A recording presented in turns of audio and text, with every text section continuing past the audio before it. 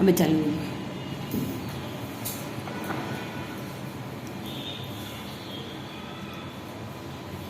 नमस्कार दोस्तों, मेरे YouTube चैनल माई आस्था में आप सबका स्वागत है। तो जैसे कि आप सब जानते हैं, मैं कहानियाँ कह रही हूँ, दशा माता की बातें और दूसरी सब बातें मैं आपको कहानियाँ सुनाने वाली हूँ। तो आज गुरुवार है, तो मैं सोच रही हूँ गुरुवार की बृहस्पतिवार की व्रत कथा कहूँ। अगर आपको मेरा चैनल अच्छा लगे, कहानियाँ वीडियो अच्छे लगे, तो चैनल को सब्सक्राइब जरूर करना, लाइक करना, शेयर करना और कमेंट करना। तो आज मैं आपको बृहस्पतिवार की व्रत कथा सुनाने वाली हूँ। बृहस्पतिवार व्रत कथा प्राचीन समय की बात है। बड़ा बृहस्पतिवार व्रत कथा व्रत महात्म्य विधि। इस व्रत को करने से समस्त इच्छाएं पूर्ण होती, बृहस्पति महाराज प्रसन्न होते, धन विद्या पुत्र मनोवांछित फल की प्राप्ति हो रही है, परिवार में सुख तथा शांति रहती है। इसीलिए यह व्रत सर्वश्रेष्ठ प्रतिफलदायक है। इस व्रत में केले का पूजन नहीं करे तथा इन पूजन के समय मन कर्म वचन से शुद्ध होकर मनोकामना पूर्ति इसलिए बृहस्पति देव से प्रार्थना करे। दिन में एक समय भोजन करे, भोजन चने की दाल आदि का करे, नमक न खाए, पीले वस्त्र पहने, पीले फलों का प्रयोग करे, पीले चंदन से पूजन करे। पूजन के बाद भगवान बृहस्पति की कथा सुननी चाहिए। बृहस्पतिवार व्रत कथा प्राचीन समय की बात है। बड़ा प्रताप में रानी राजा था, वह प्रत्येक बृहस्पतिवार को व्रत रखता था। यह उसकी रानी को अच्छा नहीं लगता, न तो वह व्रत करती, नहीं किसी को एक पैसा दान में देती। राजा को भी वैसा करने से मना किया करती। एक समय बात है, राजा शिकार खेलने वन पर गए। घर पर रानी दासी थी। उस समय गुरु भगवान बृहस्पति साधु का रूप धारण कर राजा के दरवाजे पर भिक्षा मांगने आए। साधु ने राजा से भिक्षा का मांगी तो कहने लगा, हे साधु महाराज, मैं स्नान पुण्य से तंग आ गई हूँ, कोई आप ऐसा उपाय बताए जिससे सारा धन नष्ट हो जाए, मैं आराम से रह सकूँ। साधु रूपी बृहस्पति ने कहा, हे देवी, तुम बड़ी विचित्र हो, संतान में धन से भी कोई दुखी रहता है। अगर तुम्हारे पास धन अधिक है तो शुभ कार्य में लगाओ, जिससे तुम्हारे कुल के यश बढ़े, स्वर्ग प्राप्त हो, पितृ प्रसन्न हो। परंतु साधु की इन बातों से रानी खुश नहीं हुई। उसने कहा, मुझे ऐसे धन की आवश्यकता नहीं जिसको संभालने में मेरा सारा समय नष्ट हो जाए। तो साधु ने कहा, यदि तुम्हारी ऐसी इच्छा है तो मैं तुम्हें जैसा बताता हूँ वैसे ही करना। बृहस्पतिवार के दिन अपने घर को गोबर से लिपना, अपने केसों को पीली मिट्टी से धोना, केसों को दूध से स्नान करना, राजा से जमत बनाने को कहना, भोजन में मांस मदिरा खाना, कपड़े धोबी के यहाँ धुलने डालना। इस प्रकार 7 बृहस्पतिवार करने से तुम्हारा समस्त धन नष्ट हो जाएगा। इतना कहकर साधु बने बृहस्पति ज्ञान हो गए। साधु के कहने अनुसार करते हुए रानी को केवल 3 बृहस्पतिवार के बीते कि उसकी समस्त धन संपत्ति नष्ट हो गई। भोजन के लिए परिवार तरसने लगा। एक दिन राजा रानी से बोला, हे रानी, तुम यही रहो, मैं दूसरे देश को जाता हूँ, क्योंकि यहाँ पर मुझे सभी जानते, इसलिए मैं कोई छोटा कार्य नहीं कर सकता। ऐसा कहकर राजा प्रदेश चला गया। वह जंगल से लकड़ी बीन कर लाता, उसे शहर में बेचकर अपना दुखी जीवन बड़ी कठिनता से व्यतीत करता। एक दिन दुखी वो अपनी पुरानी बातों को याद करके रोने लगा और इधर राजा के बिना रानी एवं दासी दुखी रहने लगी। एक समय जब रानी एवं दासियों को 7 दिन बिना भोजन के रहना पड़ा तो रानी ने अपनी दासी से कहा, हे दासी, देख, पास के नगर में मेरी बहन रहती है, वह बड़ी धनवान है, तू उसके पास जा और कुछ ले आ, ताकि थोड़ा बहुत गुजर बसर हो जाए।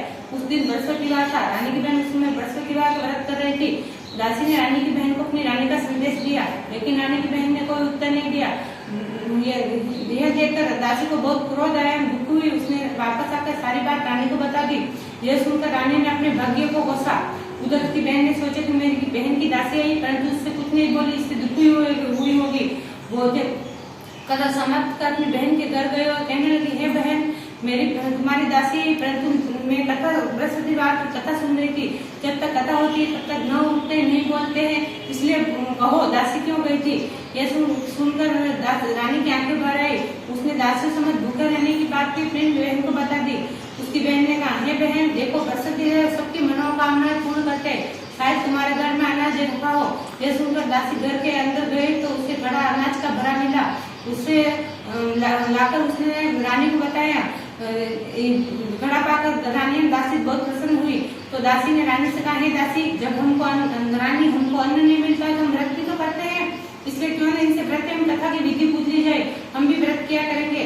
दासी के कहने पर रानी ने अपनी बहन से बृहस्पतिवार के व्रत के बारे में पूछा।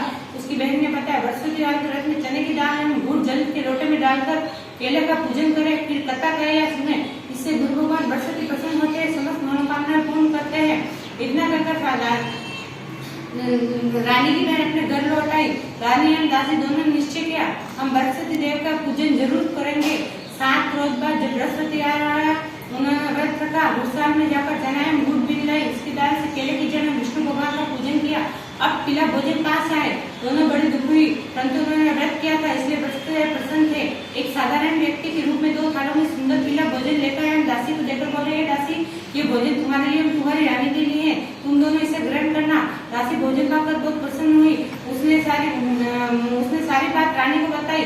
इसके बाद से नियम से पूजा पाठ करने लगी, परंतु रानी भी पहले की तरह आलस्य करने लगी। तब दासी बोली, देखो रानी, तुम पहले इस प्रकार आलस्य करती थी तो तुम्हें धन को रखने में कष्ट होता था, इस कारण सभी धन नष्ट हो गया।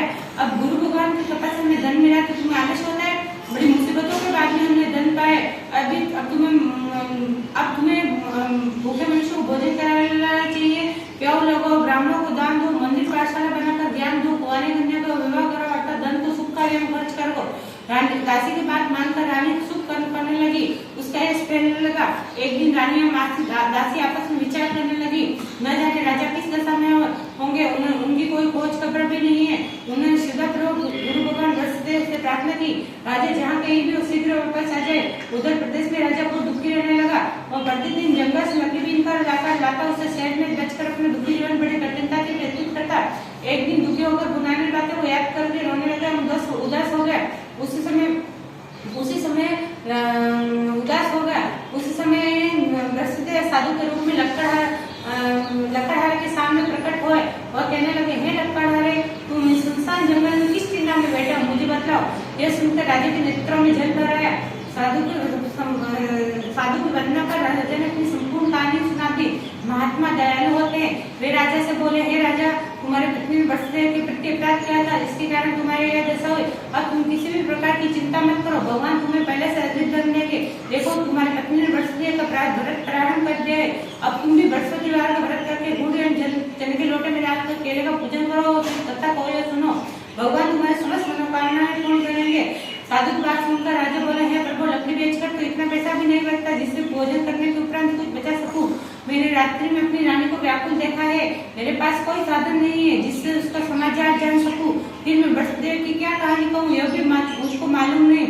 साधु ने कहा, हे राजा, मन में वसुदेव के पूजन में व्रत का निश्चय करो, स्वयं तुम्हारे लिए कोई राह बना देंगे।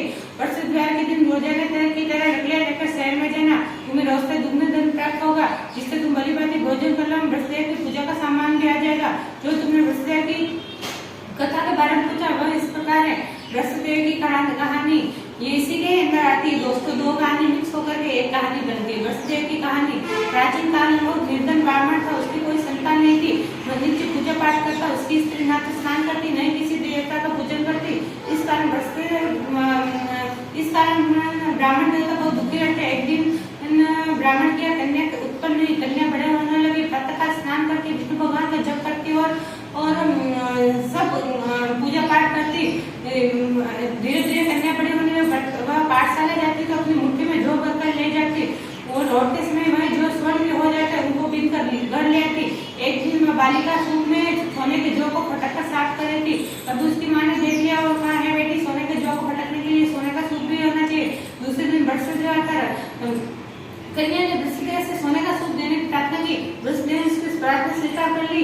रोजाना की तरह जब जो बीनकर पाठशाला में लौट रही थी तो उसे सोने का सूप मिला। उसे घर लाई, उससे जोश साफ करने लगी, परंतु उसकी माँ का वही डर रहा। एक दिन की बात है, कन्या सोने के सूप में जब जोश साफ कर रही थी उस समय उस नगर का राजकुमार वहां से निकला। कन्या के रूप को देखकर उस पर मोहित होकर भोजन एवं जल त्याग कर लेट गया। राजा को जब राजकुमार द्वारा अंजल तैरने का समाचार व्याप्त हुआ तो अपने मंत्री के साथ अपने पुत्र के पास गया और कारण पूछा। मंत्री ने राजकुमार राजा को उस लड़की के घर का पता भी बता दिया। मंत्री ब्राह्मण के घर गया। मंत्री ने ब्राह्मण के समक्ष राजा की ओर से निवेदन किया। कुछ ही दिन बाद ब्राह्मण की कन्या का विवाह राजकुमार के साथ संपन्न हो गया। कन्या के घर से जाके ब्राह्मण के पहले की भांति गरीबी का निवास हो गया। एक दिन दुखी होकर ब्राह्मण देवता अपनी पुत्री के पास मिलने गए। बेटे ने पिता की अवस्था को देखा और समाचार पूछा तो ब्राह्मण ने सभी हाल को सुनाया। कन्या ने बहुत सा धन देकर अपने पिता को विदा कर दिया, लेकिन कुछ दिन बाद भी वही हाल हो गया। ब्राह्मण फिर अपनी कन्या कह रहा है तो पुत्री बोली, है पिताजी, आप माता जी को यहाँ ले आओ, मैं उन्हें वह विधि बता दूंगी जिससे गरीबी दूर हो जाए। ब्राह्मण ने तो अपनी स्त्री को साथ लेकर पुत्री के पास राजमहल पहुंचे तो पुत्री अपनी माँ को समझाने लगी, हे माँ, तुम प्रातः स्नान आदि कर विष्णु भगवान का पूजन करो तो सब दरिद्रता दूर हो जाएगी। परंतु उसकी माँ ने उसकी एक भी नहीं मानी। वह प्रातःकाल उठकर अपनी पुत्री का बच्चा जुठन भी खा लेती थी। एक दिन उसकी पुत्री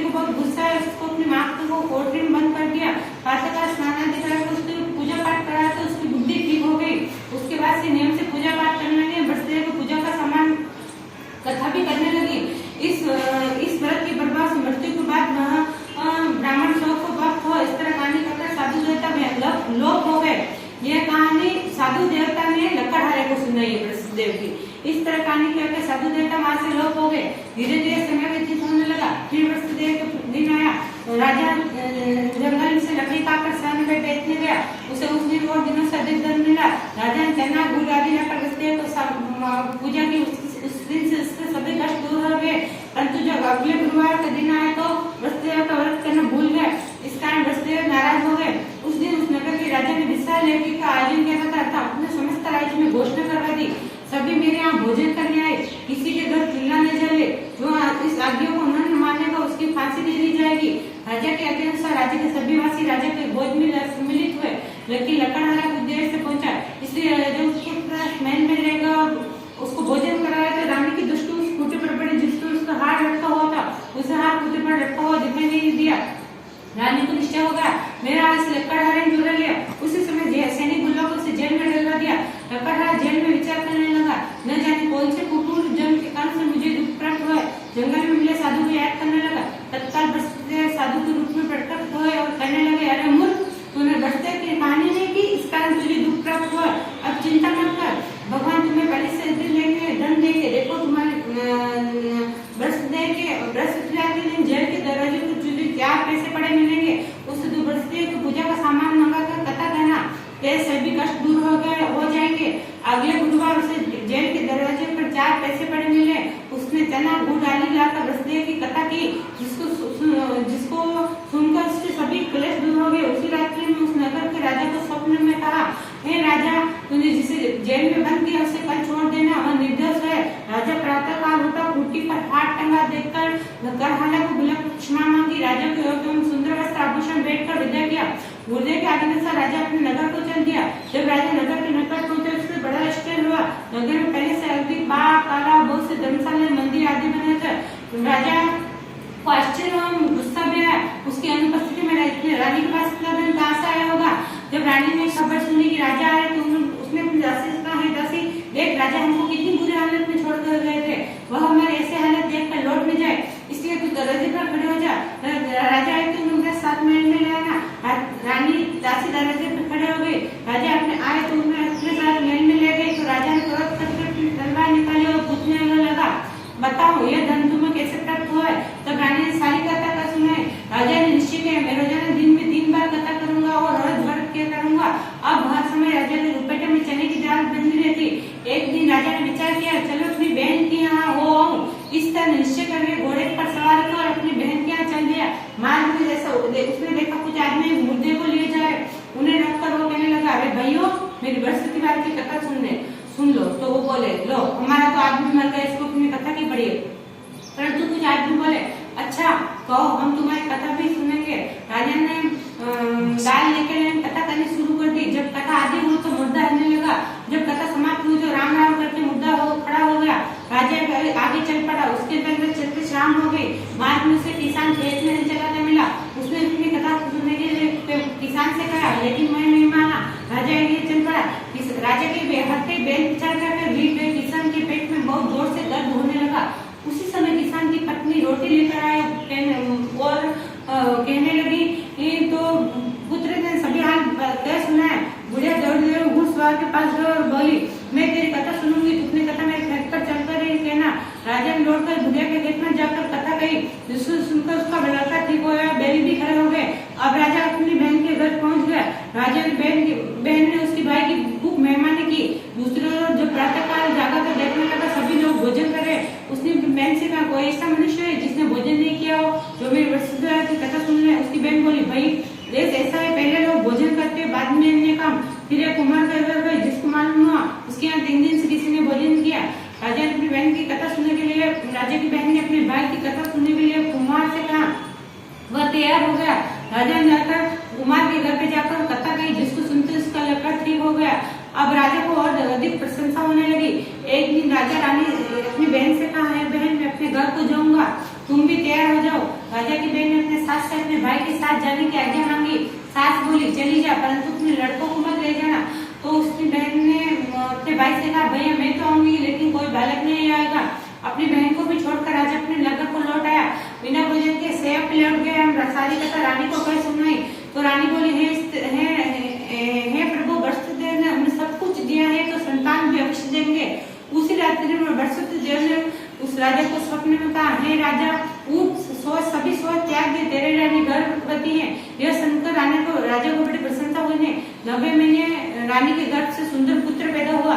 तब राजा ने रानी से कहा, हे रानी, स्त्री बिना भोजन के रह सकती, परंतु बिना प्यारे नहीं रह सकती। जब मेरी बहन आए तो तुम मुझसे कुछ मत कहना। रानी ने हाँ कर दी। जब राजा की बहन ने शुभ समाचार को सुना तो बहुत खुश हुए, अपने भाई के यहाँ बधाई लेकर आई। तब रानी ने उसे आने का उलाना दिया। जब भाई अपने साथ ला रहे थे तब टाल गए, उनके साथ नहीं, आज अपने आप बिना बुलाए भागी भागी आ गए।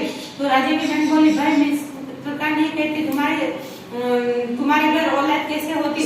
जो व्रत सच्चे भावना से करता है, जो सुधारना से व्रत करता है, कथा पढ़ता है, सुनता है, दूसरों को सुनाता है, बस उसकी समस्त मनोकामनाएं पूर्ण करते हैं। जो सद्भावना से बचते हैं, पूजन व्रत करते हैं, उनकी समस्त इच्छाएं वैसी पूर्ण होती है जैसी राजा रानी ने वृषदेव की कथा का गुणगान किया तो उनकी समस्त इच्छाएं पूर्ण हुई। अनजाने में भी वृषदेव की उपेक्षा न करे, ऐसा करना सुख शांति नष्ट होती है। इसलिए सबको कथा सुनने के बाद प्रसाद लेकर जाना चाहिए, हृदय में उनका मनन करते हुए जयकारा बोलना चाहिए। इच्छुक बृहस्पति व्रत कथा बोल बृहस्पति देव की जय, बोल भगवान की जय, बोल लक्ष्मी नारायण स्वामी की जय। बस।